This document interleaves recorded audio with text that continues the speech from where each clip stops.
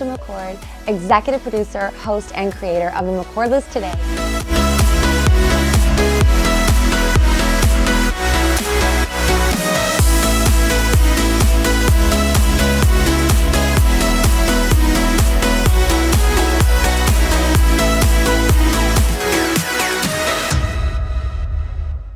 You guys, it's time. Welcome to the McCord List Today. I'm so happy you're here, you guys. I'm Rachel McCord, your talk show bestie, and I'm thrilled. Y'all, today is going to be a great day. We have a great show ahead for you, and I'm thrilled because I'm going to be honest, it is my favorite thing to sit down with some of my most amazing friends and hear their stories. I mean, it's crazy. I'm not going to tell you, I will tell you actually, but you're not going to believe how many times it happens where I'll sit down with a friend who I've known for years and I'll prep for the show for you guys and I'll read their bio and I'll be like, hold up, like this person's like really legit. Which I know everyone's legit who comes on the show, I should assume. But it's just that like, it's crazy when you sit down with them and you hear their stories and what they've done and what they've accomplished. And it's so inspiring just to see that, you know, the people that you hang out with every single day, you can just be blown away. And today is one of those days I am blown away by our guest. It is a power couple above power couples. Their names are Eric Hanna and Jody Hanna. They are incredible people who are making huge strides in schools. They are in hundreds of schools helping over 100,000 children, students, be able to cope with some of the things that are coming at them, the stressors, the emotional like challenges that we face. I don't know about you, but I have been on this journey and I have literally felt like there is so much that can be done if we listen to our hearts, if we're tuned in. But here's the deal. Life is tough, you guys. Like, you're going to go through stuff sometimes and be like, oh my goodness, like, what is going on? Storms are going to come. Challenges are going to come. And the point of the McCord List today, this show is about helping you navigate those storms, how to feel inspired in your day-to-day life, because it's hard. I mean, it is so challenging sometimes, like being a parent, right? Like walking through those seasons of parenting where like the littles are pushing back and pushing forward. I was talking to one of my friends the other day and she was like, Rachel, like, I know you feel like it's hard right now, but like, it just gets harder. I'm like, wait, what? Like, I thought that like, I was kind of feeling like maybe this was just no, it gets harder. It's different. It's different challenges. And isn't that the same with everything? We work so hard to get through school, then to get our dream job, and then it gets harder. Challenges come, hurdles come, and you're like, wait a minute, like, what's going on? How do I deal with this? So the conversations in this show are breaking down the things that people have learned through the burn, as I like to call it, but what they've learned by falling on their face. Like, you're going to hear the stories of where I fall on my face all the time. And I'm like, wait, why did I do that? Why did this happen, right? But I am the kind of girl who's geared for growth. I don't know about you at home, but I love to grow as a human being, as a person, as a contributor to society. I want to be better today than I was yesterday. So I genuinely challenge myself. I level up every single day so that I can give more of myself in the way that fits. Now, my hurdle right now, I'm just going to straight up tell you, is that I'm trying to give more and more of myself until there's like nothing left. And that's not the move. I don't want that for you. I don't want that for me. But if you don't walk through these journeys of your life and you don't lean in, if you don't stay in the game when it gets tough, then you're not going to be able to get through these moments in your life where you've learned something, right? Like, think about if you were just learning how to drive. And I was like, okay, we're going to go on a road trip and we're going to go to Denver. And we go to Denver and it's like, okay, this is like a vibe, right? There's like people driving around, cool. And then I'm like, okay, now we're going to go up the Rockies. And it's snowy and the wheels are moving a little funny and things are getting wild. It's going to be a challenge and you're going to have to learn how to navigate those windy roads. But guaranteed, if you learn how to navigate them again and again and again, and you go back to some fundamental truths that you've learned along the way, things that you hold on to, things that you know, if I'm facing this, this is what I do. For me personally, I'm a God girl. I'm sure you guys know this by now. We talk about faith all the time. We talk about fitness. We talk about all kinds of things. People come on my show from many different beliefs and many different backgrounds, and you're probably watching this like one person's coming from one side, another the complete other side. This is not the show where we like battle it out with each other. Like, we are all on a journey of truth. And all I want for you and for me and everyone around us is that we find truth, is that we're on this journey. But for me and my house, I'm a God girl. I'm a Jesus girl. And so I go to the word. I go to what Yeshua says in the Bible to talk about what to do in these moments. What wisdom can I get from Solomon? What wisdom can I get from David? How can I grow as a person? How can I be better today than I was before? And the one thing that I know is no matter how scary things have been with my heart surgery, my rehab journey, before that, dealing with major depression and ideations, dealing with just the challenges of starting companies, of living as an entrepreneur where it's like finances are up and then you're like, wow, there they go. Like all those journeys, what I've learned is I know what to do in the storm. I know what to do when it's hard. I get low, y'all. I get on the ground. I pray. I started my day this morning with praise and prayer. And I felt so illuminated from the inside out. I felt so activated. I felt so inspired and encouraged. And so as I have a day like today where I'm busy and I'm running through doing shows and hosting parties, literally, I do these things. And then I'm like, you know what? At the end of the day, what's most important is that I remember to just walk and abide with the Lord, just to be at peace, just to know that, you know what, like I don't need to serve an audience of multitudes. I'm here for an audience of one. And if God is pleased with me, I'm happy. And let me tell you, that is major growth for this girl because I have spent many, many, many years of my life struggling to feel worthy, struggling to feel like I deserve love. In fact, growing up with trauma and abuse, I felt like I needed to earn love. Like I wasn't lovable unless I XYZ. And now I don't live like that anymore. So I can show up authentically for you and know that some of you are going to hate me, and that's okay. Some of you are going to love me and we're going to be talk show besties. And hopefully you're going to hit me up on social media. We're going to hang out. We're going to be friends. And that would be my prayer. And my other prayer would be that you watch these interviews, you have these conversations, and you get activated. You feel the stirring in your soul, and you're like, you know what? I want to ride through the Rockies. I'm okay with the challenges. I'm okay with the fear. I'm okay with facing the unimaginable, because I know that if and when I do that, I can find the peace within myself. I can find the strength because I'm leaning on one who's larger than me. If you're just like sitting there all with yourself, of course it's lonely. You guys, I moved to Hollywood in 2009, like bright-eyed, bushy-tailed, had no idea what to expect. I had grown up in trailer parks. I had no idea what my journey would be. I cannot believe I get to shoot in this beautiful studio in LA. We have an amazing partnership with Studio Place, and my producer's incredible, and I have so much fun, and I'm getting better every day, hopefully. But I'm having this season of my life where I get to not only share these stories with you, but I can also take those messages and I can say, okay, how do I propel it forward? How can I help you share your story? How can I help you get unstuck? And I think that at its core is what we're here for. That is what we're here for. That is who we are. And that is the beauty of this life. We cannot just sit and like receive. If you're in a wounded place, you do need to receive. You need to rest. You need to restore. You need to find your footing and your foundation. But as you go through this life, there's going to be a moment where it's time to give back. Because your healing will create a ripple effect of 1 million people around you. If you heal, when you heal, you will change the world. And this conversation today, you guys, I think it's going to really inspire that for you, because you're going to hear from two incredible thought leaders, Jody and Eric, who are going out on the trenches. They're hosting camps. They're doing programs. They're creating online programs. I mean, they are jumping in with the youth, the leaders of tomorrow, to help them, usher them into where they were created to be. And that's what matters. That is the moment. That is what we're here for. It's like you learn something and you do it. Learn, do, teach. Learn, do, teach. So I hope you learn here. I hope you do. And then I hope you go on and teach. And if you want to do it with me, let's do it. That's what the McCord List Media Network is all about. The Media Network, the McCord List Media Network really pushes out all the content, not only the McCord List Today, but many shows for incredible thought leaders who have written books, who want to write books, who are coaches, who are on their way to become coaches. And my purpose and my passion, genuinely, I finally figured it out, I feel like. I know that sounds kind of crazy, but I've been on a journey for so long. Like, who do I want to be when I grow up? And I feel like now, more than ever, I'm the happiest girl.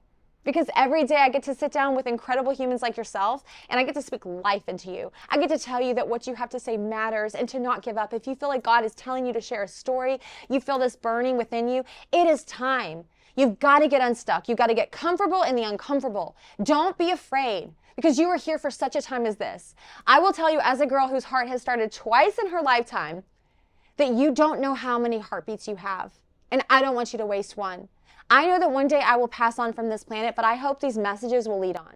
I hope these stories will go on and change generations to come. Because it's not about just sharing a message, it's about sharing a message of hope. It's not about inspiring you just to share another story in press or another wound that you've dealt with. It's about actually feeling empowered to share a message of light, to share that message with the world, because people need that. Encouragement is to put courage in the heart. There are a lot of scared people out there who do not feel that courage. And if you're one of them, I see you and I get it, and you are not alone. Hit me up. Let's do life together. You're loved. You belong here. This show is going to be epic. I can't wait. Don't go anywhere. We're on the McCord list today. I'm Rachel McCord.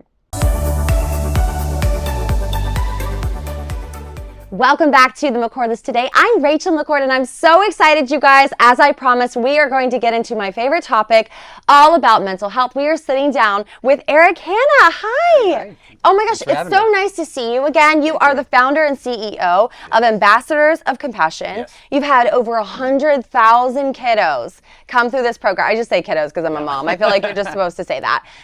Tell me about this program and what you guys are doing. Well, we started in 2010, Ambassadors of Compassion. Our background was movie making, and we did a particular movie called Meet in Miami with some friends, and we got an amazing offer from Warner Brothers at that time to distribute the movie, which as an independent filmmaker is like what you want, right? But my wife and I felt, and even my dad, who we were working with at the time, said, could we use the film to celebrate the uncelebrated? And so we blocked off Hollywood Boulevard, brought a couple thousand less fortunate children in limousines. We gave them brand new hearing aids and brand new glasses so they could see a movie and hear a movie clearly for the first time. The celebrities from ER, Grey's Anatomy, The Office, they were all there, but they weren't allowed on the red carpet. They were the fans asking for the kids' autographs, giving Beanie Babies and jewelry. And over 9 months with Starkey Hearing Foundations, Tyson Foods, Lens Crafters, and many more, we raised $120 million for families in need. And it was powerful in Mexico with the president's wife, Australia, Canada, and the US. But during that time, I began to notice that it was, seeing somebody get a pair of glasses. I remember one young lady, she got glasses, she looked at her 6-year-old daughter and said, I knew you were going to be beautiful. You know, and kids hearing for the first time is amazing. But wherever we went around the country, we noticed that there was something more. There was the breakdown of emotional health of a generation. And so not only were kids needing to see and hear for the first time, there was a heart issue we saw. And so as a result, I started Ambassadors of Compassion in 2010. Wow. What a freaking beautiful story of seeing a need and meeting it. What do you feel like the implications have been for these people who have struggled their whole lives and don't even know what it's like to have the things that we take for granted? Well, that's a good question. I would say, over the years we've been asked what is the root cause? And of course, we talk about social media and there's a lot of things that do affect mental and emotional health. But for us, one of the big root causes we've seen is unresolved hurt and pain. If this generation doesn't learn to release its hurt and pain, it really struggles. People can tend to name, blame, and shame others when you get triggered. If you don't learn to release that hurt and pain, it divides families, divides businesses, and eventually a nation. It affects productivity. Right now, 75% of all high school and college students have quit a job because work is too emotionally challenging.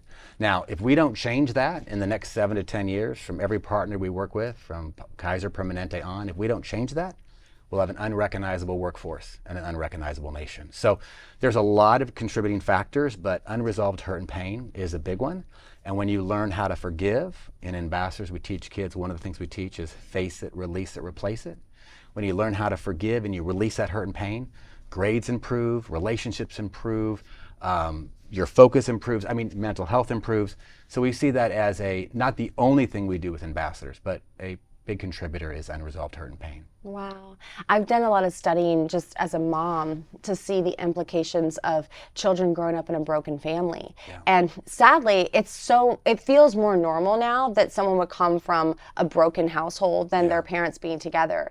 And so many of my friends, even who had babies the same time that I had Jude, they have gone through that. You know, those first couple years of having a child is so difficult, and you're really trying to do the best you can, but you know, you're learning stuff that you've never known before. And so I think there can be such a challenge. Have you seen that some of these children are dealing with hurt from their families more so? Is it outside influences? What are the challenges? It's a combination. I mean, a lot from family. There's a lot from social media, right? I mean, this is the first time where a lot of kids students don't want to be leaders, because if their leaders are made fun of, you know, we work with a lot of sports teams, and we're seeing that, you know, being leaders when we were growing up was a thing you strive to be, but a lot of times if you're a leader, you can be made fun of. So there's mocking, there's being made fun of, there's things with social media, there's things with family, there's things with friends. And, you know, one of the things that we've learned, even with our own family, you know, my family, we have to work all the time. You know, I'm so grateful that I have children who really are open to this, and they're teaching me, and my wife's teaching me, and I'm teaching them. But you know, we're not a perfect family, but we've learned how to talk through things. And so I think one of the most important things is being able to have a safe place to communicate and talk about the real issues facing a student's life, or in our case, an adult's life. Eric, you mentioned how leadership is so important, right, for these children to learn, but I also feel like leadership is so important for us as caregivers, teachers, parents, to be able to help children eradicate this bullying. I know these programs are in schools. Can you talk a little bit about what might be lacking from a leadership perspective to help these children be able to navigate it? So we're seeing a huge change. I mean, we started in 2010, and we were having to tell people, this is coming. That's not a fun place to be. This is coming. This is coming, you know, and you're way ahead of the wave. And some people are seeing it for sure, and others are like, what? You know, and that's a hard place to be. Now we're right in the right time for such a time as this. We're seeing schools all across the country. There's desperation. There's a need. Parents are desperate. And so because of that, we're able to come in with the Ambassadors program. We teach kids how to identify their goals and dreams. We teach kids how to overcome their negative experiences, how to forgive, how to step away from negative influences. And when you put this together, and there's about 5 things, we do a kickoff in a school or at a stadium. Then they go through weekly discussions in small groups every week. They go through ask yourself, think about this, notable quotes, and they're held accountable to real life calls to action. So if you're teaching somebody, like a coach, let's say he wants to teach his athletes how to play a sport, he doesn't just show video and talk about it. They have to go out and practice. If you want to learn an instrument, you have to go out and practice. It's the same way for the soul. You don't just get the information, you have to put it into application. And so when the students do that and they come back each week and they're held accountable, that's where we see the transformation begin to happen. So we're seeing a lot of great leadership at the school level for sure, at the principal level, superintendent level, and then all the way down to the teachers and the coaches levels who are with the students every single day. They know what the kids need. They're working with them constantly, whether it's in a sport or even a teacher with math or history. Wow. You know, it's interesting because you think of the saying, hurt people, hurt people. I always like to add, and helped people, help people. So it feels to me like these children are going through these programs and they're actually learning and they're growing. Are you noticing that bullying is going down, that impacts in the school is changing? Yeah, just to give you an example, in University of Alabama, this is our 9th year at the University of Alabama, as tracked by the University of Alabama, students with a 3.0 increased their grades by 9.4% after they took the program. Any student with a 2.0 or less increased their grades by 43%. This is our 9th year at Santa Ana Unified School District here in Orange County. A little over 12,000 students have gone through the program. As tracked by a principal, 88% less assertive discipline infractions. Wow. 37% increase in A's and a whopping 48% decrease in F's. Wow. 52% less unexcused absences. So when students learn to let go of hurt and pain, they release that. Great things come in. Grades go up, attendance goes up, less bullying, right? Less aggressive, deviant behavior. So 100%. And it has a lot to do with just letting go and learning how to process through the area of forgiveness and setting goals and dreams.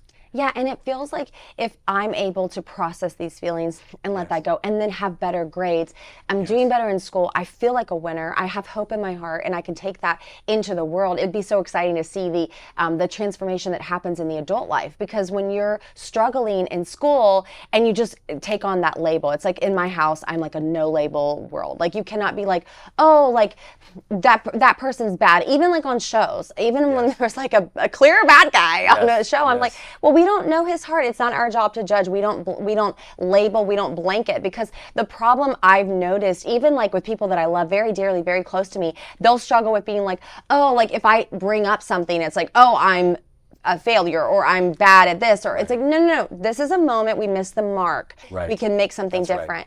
Now you talked about your family. They're all here. Hi guys, y'all are so cute. So I wanted to talk a little bit about how people can bring this at home, because I know that unfortunately, not every child will get to go through this program, but surely for the parents at home listening, they're going to want to know, I want to know, asking for our friend. Like we want to know, how can we implement this at home? You're doing that with your family. Yeah, so just one note, first of all, so going back about, researchers say that you can actually get that hurt and pain stored in your cells and organs. And every time your heart beats, it can reprogram that same pain, anger, or sometimes rage. And so when you learn to release it, you actually are getting it out of your cells and organs, right? And so that's why it's so important to learn how to let go, learn how to forgive, learn how to overcome your negative experiences.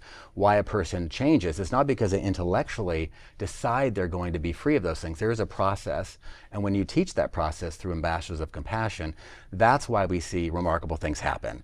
And so yes, now we, from either on, go to Ambassadors of Compassion, either on Facebook now or on social media, TikTok, or if you forget, we're literally just providing it now for families, because over the years, we've only worked in schools.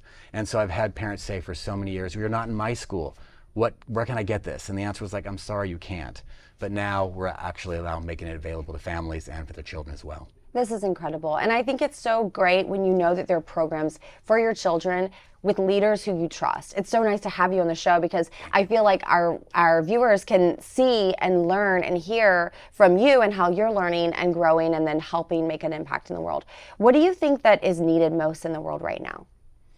Well, I've said it a few times already, and I was actually invited to do a TEDx talk on forgiveness.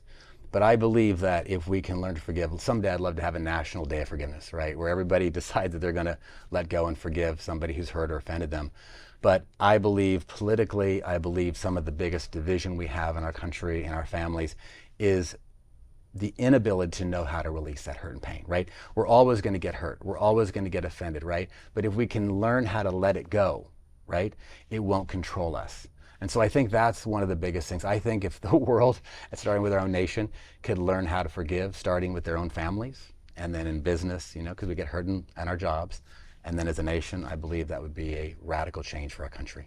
So good. Okay, don't go anywhere, you guys. We'll be right back right after this. Welcome back to the McCord List. Today, I'm Rachel McCord. We are sitting down with Eric Hanna. You are crushing it with Ambassadors of Compassion and making a huge impact. We were just talking about how important it is for forgiveness in our hearts, not just for children, but you have helped over 100,000 children, putting programs into schools that are making a huge impact. And there's word on the street that there's a story about how this is impacting someone's life. Well, we've had over 100,000 students go through the program, and we started in schools, and now we do kickoffs in stadiums. Last year it was the Rose Bowl. They get 10 credits towards graduation when they finish. Now we partner with Santa Ana College and Las Positas College, and the students get to go through the program at a college, and they have an official college transcript, and it's really exciting because mental health is a big concern. So we're able to partner with some incredible organizations. But we have thousands of stories. But one quick story, Anna, she lived in Riverside County. She got in a fight every single day, sometimes twice a day. She got kicked out of 16 schools, and the last school she got kicked out of, she punched the teacher in the face. And they kicked her out. And about 2 weeks later, they brought in our Ambassadors of Compassion program, and they told Andy she could come back on one condition: she had to take the program. And she decided 3 days if she even wanted to come back to school. But she did, she agreed to. And the first day of the program, you have to identify a goal, a dream you have for your life. And believe it or not, she identified she wanted to be a law enforcement officer. And then the next week, you have to identify who are the people that keep you from your dream that you have to step away from. and then who are those that support your dream that you can embrace. She realized if she was going to be a law enforcement officer, she'd have to rest half her family who were huge in the gangs. She decided that day to go through the process of forgiving her family.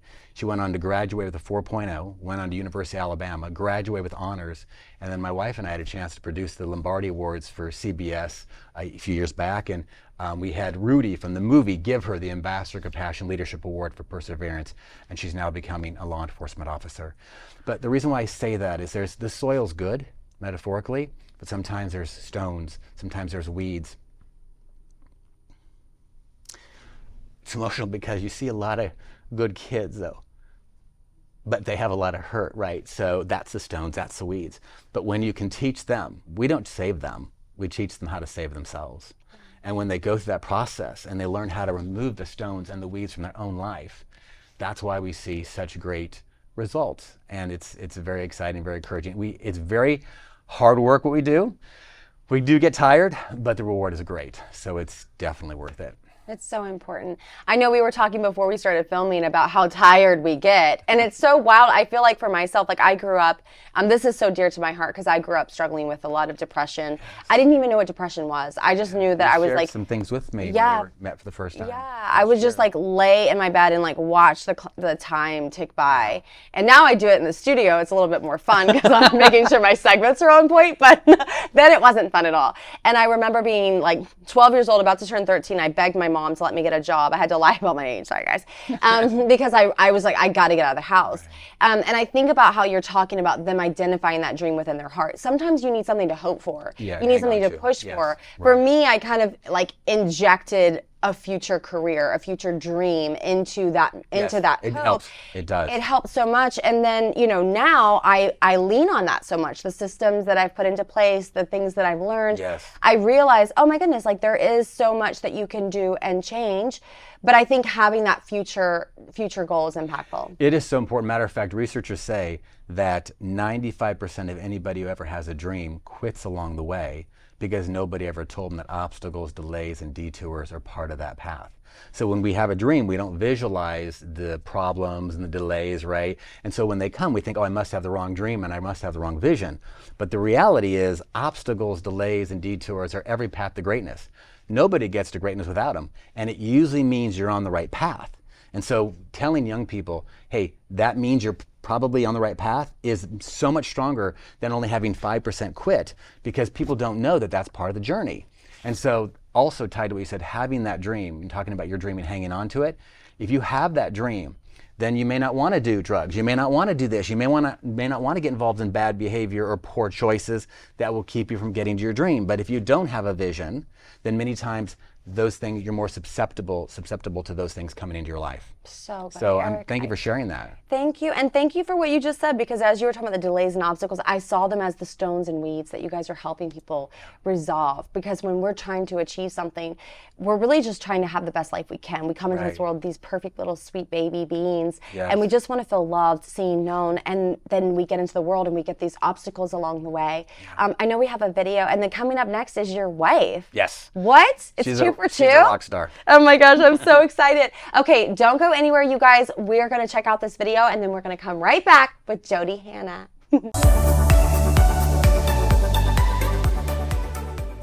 Welcome back to the McCord List. Today, you guys, it is 2 for 2. I hope you loved that video we just showed, because we are sitting down with the co-developer and executive director of Ambassadors of Compassion. Hi, Jody. Hi. Oh my gosh, we just got to sit down with hubby. Yep. The whole family's Amazing. here. We're making it happen. We have our kids in studio. This is amazing. Our teenagers, we're very excited. Yes, and speaking of having kids, you're a mama like me, of course. And so I know these topics are so dear to your heart. Can you talk a little bit about what we just saw in the video? Yeah, well, I mean, we do stadium events. So we saw, we launched thousands at SoFi, at the Rose Bowl. We're going to be doing the Galaxy here at the end of the summer, July 25th. And we love seeing the impact come to today's youth. I know personally, I had to go through so much inner healing just because of my upbringing. So many of us, right? I know you have a fascinating story as well, but if we don't learn to overcome our negative experiences and to forgive, life is not the same. right? We just get stuck in these endless cycles and we lash out from those areas. We either shut down. I find it's like you either freeze and shut down, or you lash out from those areas of pain that you have not dealt with. That's so true. And I think about my own journey. I love how you called it fascinating. I was like, it wasn't very fascinating in the moment. Rachel, so fascinating. It's fascinating now when I'm in a boardroom and I'm like, oh, Exactly. let me tell you about some trauma. They're like, what? But So true. but you know, in those moments, it's so hard. But I remember very specifically, there was one time when I was in my car listening to music, and I just felt like I just have some forgiving to do. And I said a prayer, and then I sent a message to someone who, I mean, if there was like a hierarchy, a ladder of like pain, I'm like, you won! You got to the very top of capacity. Yep. And I sent that message, and I'm not even joking. I felt like I was flying. Like I felt physically so much lighter that I literally ended up calling 911 on myself. Oh my God.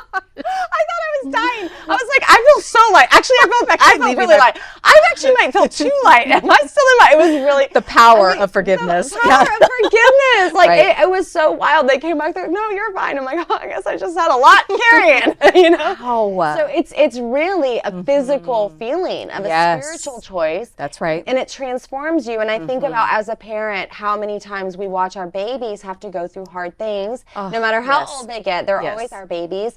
Like, what would you say is most important for children in how to release this? Well, I think that's such a good question because, you know, I'm in the teenage years. So you go through so many different stages. But one of the values that we've really held on to is talking. And it's challenging when you teach your kids to talk and tell you, tell you things about yourself, how you hurt them, how other people have hurt them. It's a lot that you have to start engaging with, but giving them the tools to learn about forgiveness, to realize that negative experiences don't have to destroy their life, doesn't have to define them, that actually as we embrace pain, it's the mindset, right? Like if I had a lot of pain points in my childhood as well. As I looked at those as opportunities to grow, suddenly I'm overcoming and I'm finding myself more resilient. It's like I have grit to take on the dreams and the goals. You don't just walk into your dream ready. You have to become ready. And I think overcoming is a huge way in which we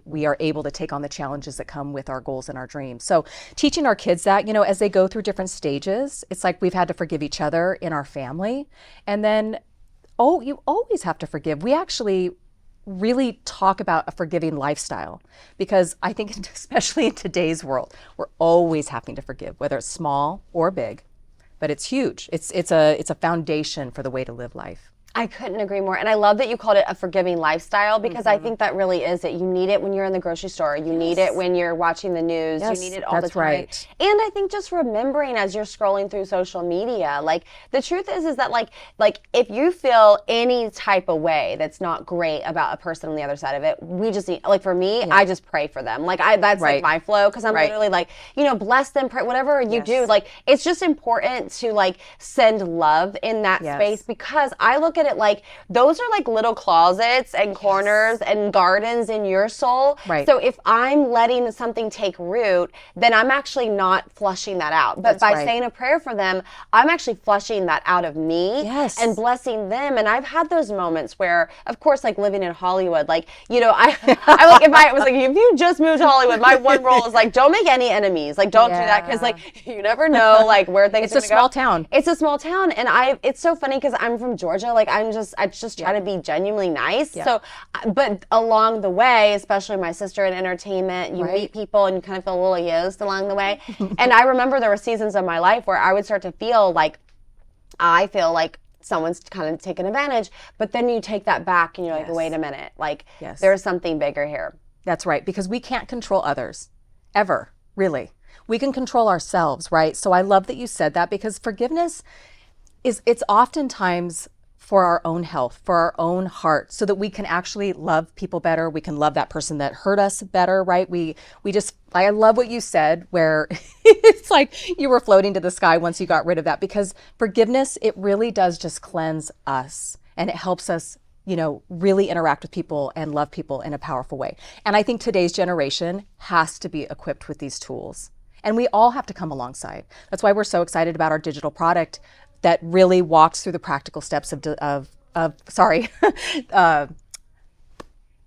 Are we really able to cut excited that? about it. Yeah, you can say. Yeah, so that's why we're really excited about our digital product on forgiveness that really walks through the practical steps, because I think forgiveness can feel ominous at times. Oh, I want to forgive, but how do I actually do it?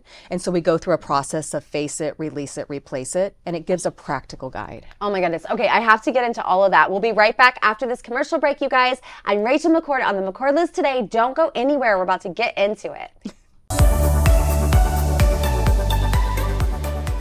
Welcome back to the McCord List today. I'm Rachel McCord sitting down with Jody Hanna from Ambassadors of Compassion. Oh my goodness, you guys really are rocking compassion. You are helping people We try. take it on themselves. Yep. I loved having Eric on earlier, your husband, talking about how you don't just save them, you help them learn how to save themselves. That's right. This program is incredible. You've helped over 100,000 children. And so now we're going to get into the practical steps. Yes. How do we bring this into our homes?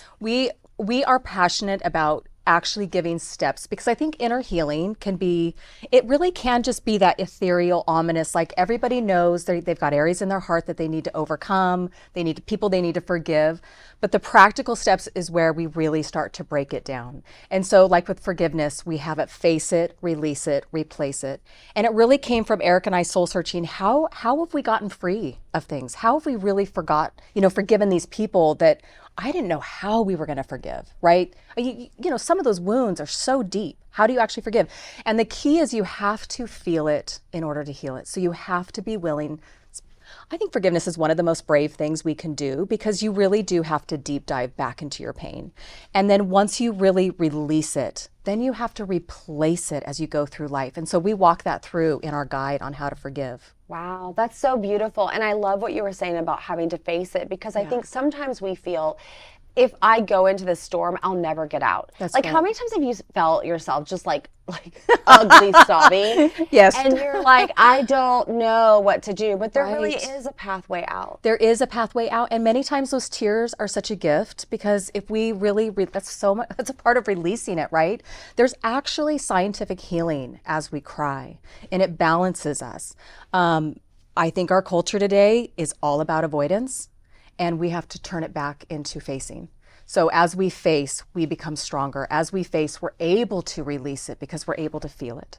And I love what you're saying. The ugly cries, how many times, I don't know, my mom used to say to me, and I say it to my kids, it's like, I think you just need an ugly cry. Like, you just need to cry it out. And that is part of releasing it, getting it out of your system, getting it out of your body, feeling it. But I do think that releasing it is not just regurgitating the trauma and sharing it on every platform, every moment. Yes, Like, well said. Don't refeed someone else your trauma. That's right. Let's actually take it and take control of it, and know Yes. that trauma is not your fault, but it does become your responsibility. That's right. And a lot of times, in it being our responsibility, it becomes our identity. And that, you have to break that as well. We have to break up with our sad stories. A lot of times it's those narratives that maybe it even gets us a little more attention or a little more comfort. And so we get in this pattern of keeping a sad story on repeat. We have to be willing to find our true identities.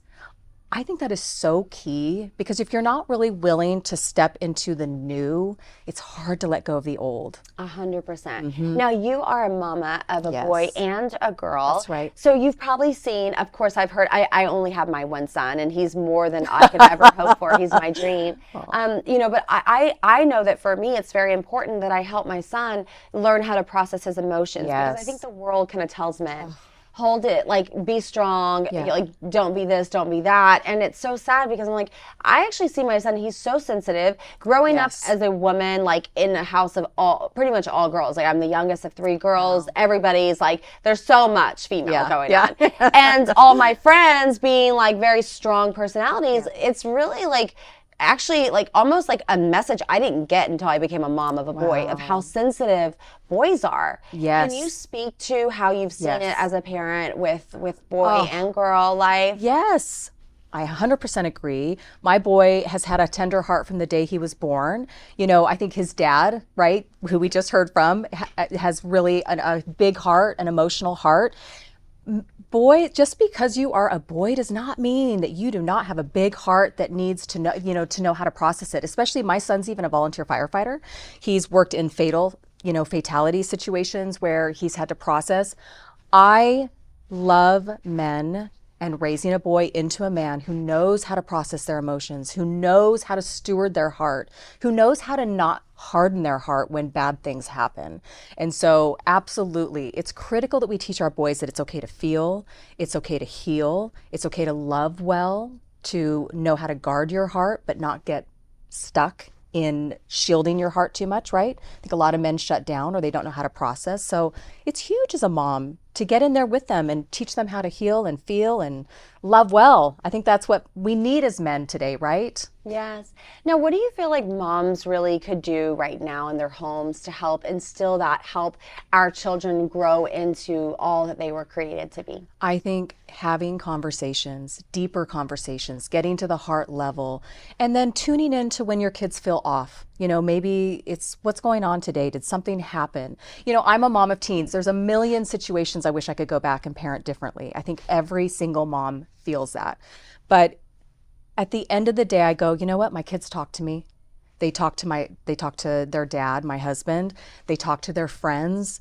They have strong communities, and that is what we have to have because life is difficult. Life is wonderful, but it always has road bumps. Challenges come to all of us, comes to them. It's the hardest thing to see, but if you've taught your kids how to navigate the bumpy patches of life, I think you've done a great job. That's incredible. I love how you've taken this very successful career in film and television, Right. and now you're literally helping people navigate the bumps of life. Can you talk a little bit about some highlights that you and Eric have had from your career that have just been like really encouraging and inspiring? I think it's great for our Well, you know, Hollywood is, like you said, no picnic for anybody. And it's a unique town and it's a small town. People think it's this huge, oh, Hollywood, but it's actually inside, it's a knit community. I moved to LA when I was 17 years old. So I got emancipated and moved down on my own to the ghettos of Los Angeles and faced a million challenges. I was actually on camera at the time. But going behind camera, we've done live TV, we've done movies, total chaos, right? Controlled chaos. It's like we've had to learn to overcome and forgive as a way of life. But I think, you know, doing Ambassadors, our second movie, we actually had an offer from Warner Brothers that we turned down, and we ended up doing the Giving Hope tour across America, Canada, Mexico, Australia. We raised over $120 million in gift in kind for kids and families in need. It was the start of this, what felt like a detour at the time, into the emotional mental health space. I feel like that is almost one of the biggest highlights. It's always a highlight now. In fact, after this interview, I'm off to a kickoff in the Antelope Valley with hundreds of students. I love seeing the students. Today's generation is one of the most powerful generations that I've ever known. And we all have to come alongside and support them into their most powerful self. And going back to that tour where we gave $120 million in gift in going back to the Giving Hope tour where we gave $120 million of life aid to families in need was a huge highlight. It's where we really started to see kind of the diamond in the rough in this generation. Wow. I love that you've taken this incredible journey in your career and what you felt like might have been a bizarre detour Yeah. actually seems to have brought you into not only the joy of your heart and probably that thing that you're going to continue to look back at over the years and just be so grateful that you did it, because we just, our heartbeats are so precious in this life, and how we spend them is so important. Yes. And I love that you guys have made this choice for the world to make an impact. And it's so beautiful to see. Thank you. Thank you, Rachel. I love how you say don't waste a heartbeat, right?